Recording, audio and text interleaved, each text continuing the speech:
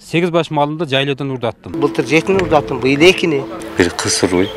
Общий 5 baş. Өзүбүз кароо алып келип берсек, портер менен алып келип коюп берсек.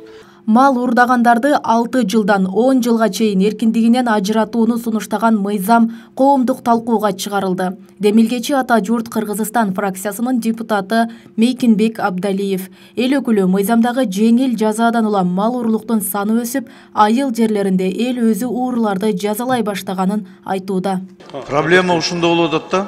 Оор кылмыш болуп катталбай калыптыр да азыркы мыйзам боюнчачы. Мал уруулар штрафын төлөйт экен, башка кылат экен, чыгып кетет экен. Бул мал уруулуктун наказаниясын катуураак кылбасак токтош кыйын да.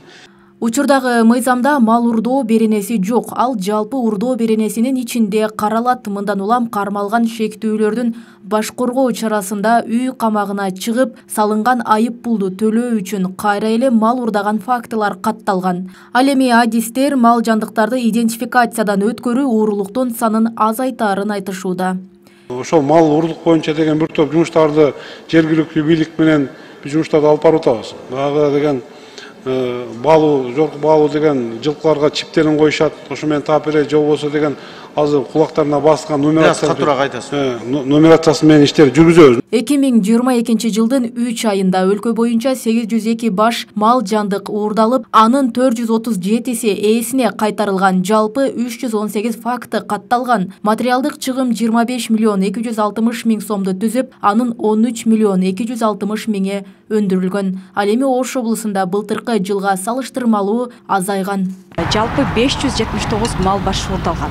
Анын ичинен 481 ээлерине кайтарылып, келтирилген чыгым 21 миллион 924 миң сомду түзгөн.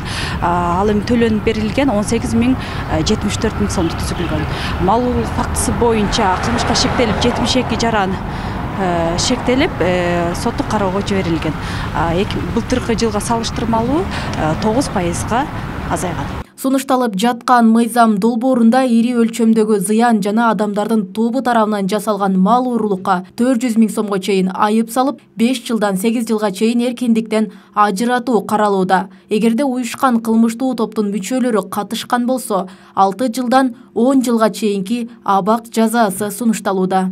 Роза Акматжан кызы, Жылдыз Кадырбаева, Ош ТВ.